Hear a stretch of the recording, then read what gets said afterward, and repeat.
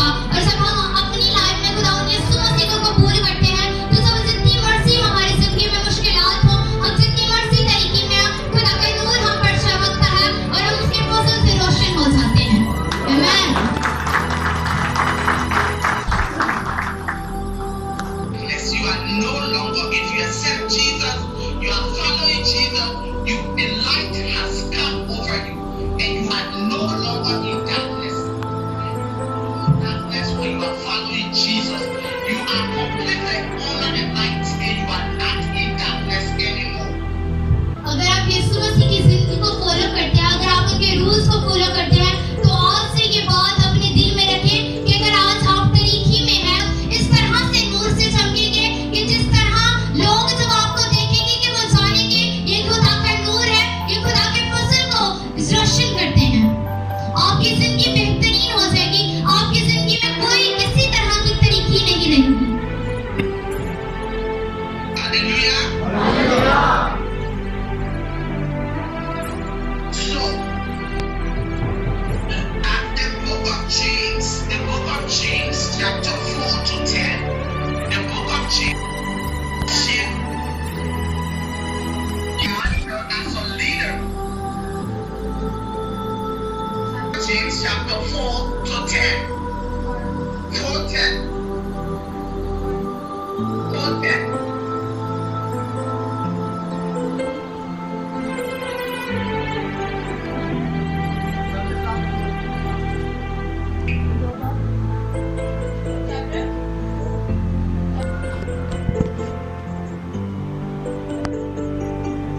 नहीं करो, वो तुम्हें सर बुलंद करेगा। आमीन आमीन। Okay, thank you. Okay, so what James is trying to tell us, I'm trying to find it here to myself. What James is trying to tell us is that we, as a leadership, given an important reminder in mandatory matters, we always putting God Almighty first and trusting in Him to guide us. See, we should be humble. We should do the important reminder in mandatory matters, always putting God Almighty first. सिखाना चाहते हैं कि अगर हम उस नूर से रोशन हो जाएंगे तो हम तरीकी से निकल के उजाला हमारी जिंदगी में आएगा, हम नूर से चमकेंगे और खुदा का जलाल हमारी जिंदगी पर कायम होगा। Hallelujah. Hallelujah. All right. We're going to go to Colossians. Colossians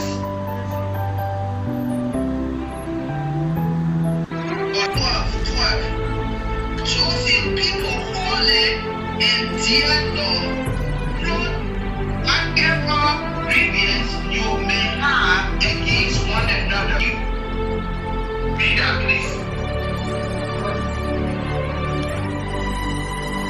बस खुदा के बरगजीजों की तरह जो पाक और अजीज हैं, दर्दमंदी और मेहरबानी और फरोतनी और हलम और तहम्मुल का लिबास पहनो। Amen. You read 12 to किसी को दूसरे की शिकायत हो तो एक दूसरे की बर्दाश्त करे और एक दूसरे के कसूर माफ करे, जैसे खुदावन ने तुम्हारे कसूर माफ किए वैसे ही तुम भी करो। आमीन। That's what we need to do. Now, we will read Psalm 37, 30 to 31. 30 to 31. 37, 30 to 31. साधक के मुंह से That's what.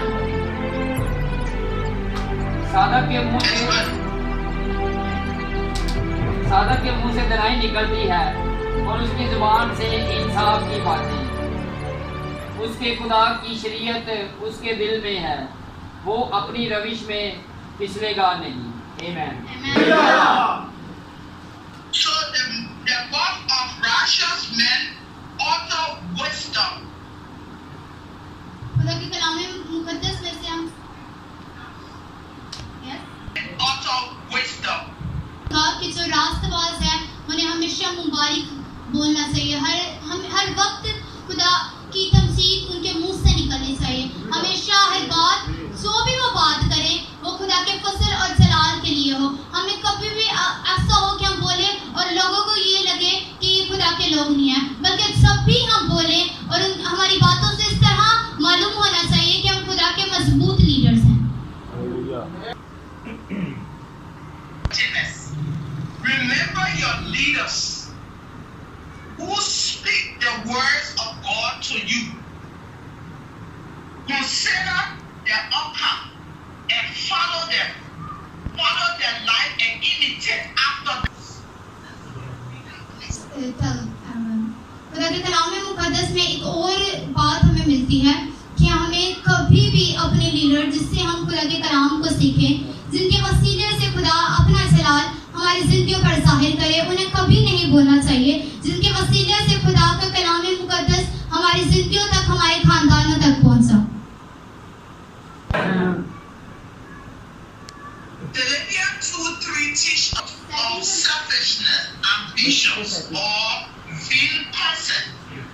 Rather, in humanity, value others above yourself.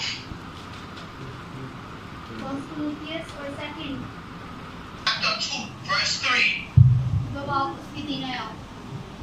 तफरके और बेजा फखर के बाइस कुछ ना करो, बल्कि फरोतनी से एक दूसरे को We'll go back to Matthew 4 again. I said, but he chose his first disciples. जब हम खुदा की कलाम मुक़द्दस में से देखते हैं तो मत्ती जो है वो अंजील की पहली किताब है, और इसमें हम देखते हैं कि चौथे बाब में खुदावंद यीशु मसीह ने अपने पहले दो रसूलों को चुना और उनसे कहा मेरे पीछे बोलो। Jesus is choosing us today. खुदावंद यीशु मसीह ने उनको चुना और उनसे कहा मेरे पीछे बोलो, और आज मुझे और आपसे भी ये कहता है कि मेरे पीछे बोलो, मैं तुम्हें निजात दूंगा, मैं तुम्हें जिंदगी दूंगा। To follow Jesus until Jesus come back. हमें खुदावंद यीशु को हमेशा कायम रहना चाहिए जब तक वो दोबारा वापस ना आए।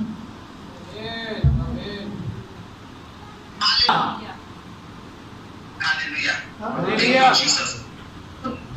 Your Savior. You must be baptized with water, and you must be baptized with the Holy Spirit. You must be baptized with water after you have accepted Jesus.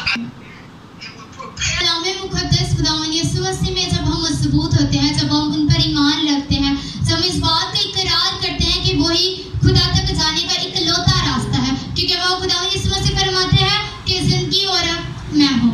खुदावंद यीशु मसीह ही एक राह है जो खुदा तक जाती है, और इसी तरह से जब हम खुदा में ईमान रखते हैं तो खुदा पे ईमान रखना जिंदगी तरफ हमारा एक पहला स्टेप होता है। जब हम यीशु मसीह पर ईमान रखते हैं तो जिंदगी की तरफ बढ़ते हैं, और इसके बाद जब हम पानी से बपतिस्मा लेते हैं, क्योंकि जितने भी लीडर्स यहाँ पे मौजूद हैं सबको पता है कि खुदा के कलाम मुक़द्दस में दो तरह के बपतिस्मों का जिक्र है, पहला पानी से और दूसरा जो यीशु मसीह की तरफ से मिलता है रूह और आग से। जब हम पहले स्टेप में बढ़ते हैं तो हमें चाहिए कि हम दूसरे स्टेप में भी बढ़े, हम पानी से बपतिस्मा लें, और जैसा कि खुदा का कलाम मुक़द्दस फरमाता है, यीशु मसीह का हमारे साथ वादा है कि जब तुम पानी से बपतिस्मा लोगे तो तुम रूह पाओगे, इनाम रूह में पाओगे, और जब हम रूह में इनाम पाते हैं तो रूह और आग से बपतिस्मा ले लेते हैं, और जब हम ये सब तीनों स्टेप्स को फॉलो कर लेते हैं, इन पर चलते हैं, तो चौथा स्टेप हमें ये करना चाहिए कि हमेशा खुदा में कायम रहना चाहिए। अगर हमने पाकुरुस से और पानी से बपतिस्मा लिया है तो हमेशा खुदा की बातों पर, यीशु मसीह के दिए हुए रूल्स को हमेशा अमल करना चाहिए। आमीन, आमीन।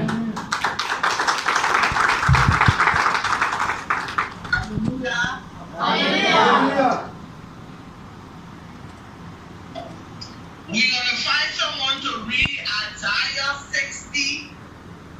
We're going to read Isaiah 60 from 1. Hallelujah. One of the major prophets. We're going to read because he prophesied. और वो क्योंकि तेरा नूर आ गया है और खुदावंद का जलाल तुझ पर जाहिर हुआ, क्योंकि देख तरीकी ज़मीन पर छा जाएगी और तेरगी उम्मतों पर, लेकिन खुदा तुझ पर तालिया होगा और उसका जलाल तुझ पर। तेरे तनूर की तजल्ली में चलेंगे, अपनी आंखें उठाकर चारों तरफ देख, और तेरे पास आते हैं और तेरी बेटियों को गोद में उठा shine for arise shine for the light and arise shine for your light has come. You see that Isaiah was talking about in the Old Testament is Jesus Christ. कलाम मुकद्दस में से हम सीखते हैं कि जब हम यशायाह की किताब में से देखते हैं तो हम सभी जानते हैं कि यशायाह की किताब पुराने एतनामे में है और खुदावंद यीशु मसीह की गवाही यशायाह भी दे रहा है कि वो दुनिया का नूर है और वो तमाम दुनिया को गवाही दे रहा है। जैसे यशायाह कहता है कि मैं चुना गया हूँ ताकि एक खुशी का पैगाम बन सकूं, इसी तरह वो खुशी का पैगाम दे रहा है कि नूर जो खुदावंद यीशु मसीह है वो दुनिया में आने वाला है। और इसी तरह जब हम देखते हैं नए एतनामे में देखते हैं मत्ती के इंजील में तो उस जगह पर लिखा है कि जो लोग तरीखी में थे उन पर रोशनी चमकी। और इसी तरह से खुदा के कलाम में हर किताब में खुदा यीशु मसीह का किसी ना किसी तरह से जिक्र है। उनके बारे में आने वाले जितने भी नबी थे पिछले जमाने में जितने भी नबी थे और जितने भी नबी का जिक्र करते हैं कि खुदा यीशु मसीह ही इस दुनिया का नूर है। आमीन। बोलो खुदा यीशु मसीह। Hallelujah. So, remember Jesus, when he came, when he was here, Jesus went around healing people. He went around doing good. The Bible said Jesus was healing. Jesus introduced the healing ministry. Hallelujah. Hallelujah. He introduced the healing ministry. मुकद्दस पढ़ते हैं और इसमें से सीखते हैं और हमने अक्सर चर्च में भी बहुत बार सुना है कि खुदावंद यीशु मसीह ही इकलौते शिफा का जरिया है और इसे ही शिफा मिलती है। और जब हम देखते हैं कि मुख्तलिफ जगह पर खुदावंद यीशु मसीह जब वो मुनादी करने को निकलते थे तो वो जिस जगह पर जाते उस जगह पर कोई न कोई इंसान शिफा पाता था। जो खुदावंद यीशु पर ईमान रखते थे खुदावंद यीशु मसीह उनकी जिंदगी में एक नया चेंज करता था और उन्हें शिफा देता था। इस बात से हमें ये जाहिर होता है कि बेशक वो नूर है और शिफा उसके वसीला से ही है। Hallelujah. Jesus came to introduce the good news of his Father's kingdom. He came to introduce about himself. He came to tell us about himself. He came to introduce to us about his Father, the kingdom of God. He came to tell us, and he came to tell us what God is all about. He came to tell us that God is about God. He came to tell us God is concerned. God is concerned about our soul. He came to tell us that God is very concerned about our well-being. So that's why he came. इसलिए आए कि वो अब आसमान की बादशाही को हम पर जाहिर कर सके। वो सिखाए कि किस तरह से बाप ने आसमान की बादशाही हम सब ना उसके बिलीवर्स के लिए सजाई है। वो इसलिए आया कि बता सके कि बाप हमारी रूह के बारे में, हमारे जिस्मों के बारे में, हमारी फैमिलीज के बारे में, हमारे खानदानों के बारे में, हमारी मुसीबतों और तकलीफों के बारे में कितनी फिक्र करता है। वो इसलिए आया कि बता सके कि किस तरह से बाप हमसे बेइंतहा मोहब्बत करता है। वो इसलिए आया कि हमारे लिए मरे और उसके बाद दोबारा जिंदा हो। वो इसलिए आया कि हमारी जिंदगी में एक नजात का वसीला बन सके। तो मैं चाहूंगी खुदा यीशु मसीह के लिए जोरदार तालियां बजाएंगे कि वो इस दुनिया में इसलिए आए कि हम अपनी जिंदगी से, अपने दुखों से नजात हासिल कर सकें। Hallelujah. Hallelujah. With Jesus, you are in the light, right? You are in the light. And if anything is happening to you, you must have faith. The Bible says, जो लोग तरीखी में चलते थे उन पर एक गहरी रोशनी चमकी, उन पर नूर चमका। और इसी तरह से जब हम खुदावंद यीशु मसीह के साथ चलना शुरू करते हैं तो चाहिए कि हम चर्च में जाए, जितने उस जगह पर लीडर्स, पास्टर या हमारे जितने सीनियर्स हो उनसे जाके बात करें, उनसे कहें कि आप हमारे लिए दुआ गो रहें कि खुदा जिस तरह खुदा ने अपने नूर को मुझ पर चमकाया इसी तरह मैं ईमान में मजबूत होके हमेशा खुदा में कायम रहने वाला बनूं। to find someone. Amen. We're going to find someone to read 1 John 2:6. 1 way down to 1 John. Or read 7 to 6 and 7. कि मैं उसमें कायम हूँ, तो चाहिए कि यही कलाम है जो तुमने सुना है। आमीन। Amen. Whoever, if the Bible is letting him, must walk as Jesus did. It must walk, we must walk as Jesus did. जो खुदावंद यीशु मसीह के मुताबिक चलता है, जो उस पर ईमान लाता है, अपने गुनाहों को इकरार करके उसके पीछे होता है, तो जब हम खुदा के मुताबिक चलना शुरू करते हैं, खुदावंद यीशु मसीह के कलाम में हक के मुताबिक चलना शुरू करते हैं, तो हमारा चाल चलन बिल्कुल यीशु मसीह की तरह हो जाता है। जैसे वो अपनी जिंदगी को बसर करते थे रास्तबाजी की तरह, जब खुदावंद यीशु मसीह पर ईमान लाते हैं और उसकी तरह चलते हैं, तो बेशक हम उसकी तरह ही बन जाते हैं। हम उसको अपना रोल मॉडल समझते हैं और उसके मुताबिक अपनी जिंदगी को स्पेंड करते हैं। के पीछे चलना है तो हमें हर एक वो अच्छा काम करना होगा जो यीशु मसीह को पसंद है। हमें हमेशा कामों में बढ़ते रहना, हमें हमेशा चर्च के कामों में, दूसरी खिदमत में अपने आप को मजबूत रखना।